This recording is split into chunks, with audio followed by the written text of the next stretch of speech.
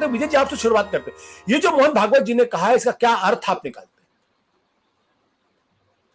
अर्थ तो आपने जब एक एक शब्द पर जोर दिया तो वो अर्थ अपने आप में हो रहा है, लेकिन इसमें बहुत चौंकाने वाला या इस तरह से समझना कि ये कोई हमला है किसी एक व्यक्ति पर या किसी पर, वो नहीं है।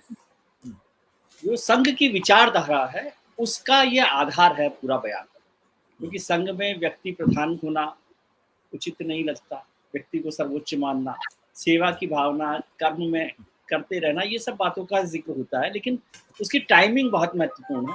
खासतौर से इसमें आपने जिस बात का जिक्र किया, सर संघचालक ने चुनाव के रेफरेंस में इन सब बातों का जिक्र किया है, ठीक है, पहली बात। दूसरी बात है कि नागपुर में संघ कार्यकर्ता स्वयं सेवकों के अभ्यास वर्ग में इसका पूरा जिक्र किया गया है। ये भाषण उन्होंने वहां पर दिया है, जो द्वितीय वर्ष का संघ अभ्यास वर्ग है, खत्म हो रहा है, उस पर उन्होंने भाषण दिया है।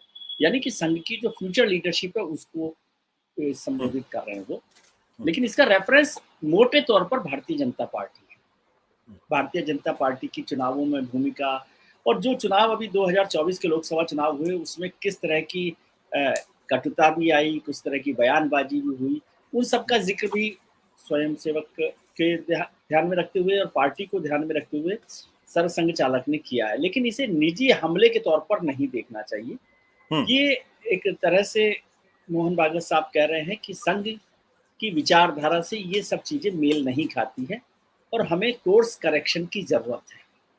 जो हो गया उसको भी खासतौर से, जैसे प्रतिपक्ष की बात उन्होंने की, पक्ष प्रतिपक्ष की बात की, उनका के विरोधी नहीं होते, प्रतिपक्ष होता है, तो ये पूरी एक भूमिका उस तरह से गढ़ी गई।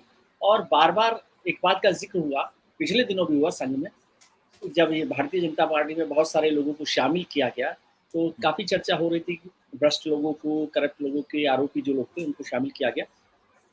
उसमें संघ की तरफ से ये भूमिका थी कि संघ दूसरी विचारधारा के लोगों को शामिल करने के खिलाफ नहीं, लेकिन भ्रष्ट लोगों को शामिल किया जाए, वॉशिंग मशीन में साफ किया जाए, इसके साथ में दो बातों में फर्क है।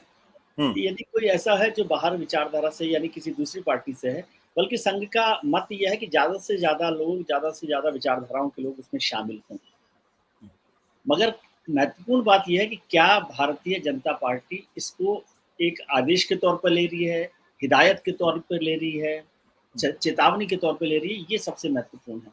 क्या इंट्रोस्पेक्शन के तौर पर ले रही है? मुझे लगता है मोहन भागवत जी का ये बयान इंट्रोस्पेक्शन के लिए भारतीय जनता पार्टी को, कि उसे अपनी सब बातों पर जो कुछ हुआ है उस पर ध्यान देना चाहिए और एक कोर्स करेक्शन करना चाहिए। मोटे तौर पर ये बात है, इसको मैं मतभेद की तरह से मनभेद की तरह से नहीं देखता, मतभेद की तरह से देखता हूँ।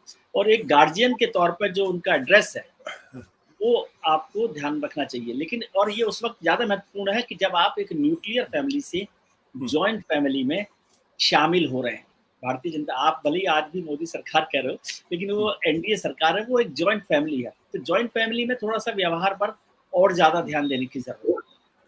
हाँ, उसमें वो चाचा भी आ गए हैं, मामा भी आ गए हैं, बुआ भी आ गई हैं, वो सब साथ कह रहे हैं हम साथ साथ रहेंगे, और वहाँ चूल्हा एक ही रहेगा लेकिन झगड़े भी होते रहेंगे उसमें कि भाई आज उनको रोटी ज्यादा बना दी, उनका सब्जी ज्यादा बेहतर कर दी, तो वो भी चलते रहेंगे।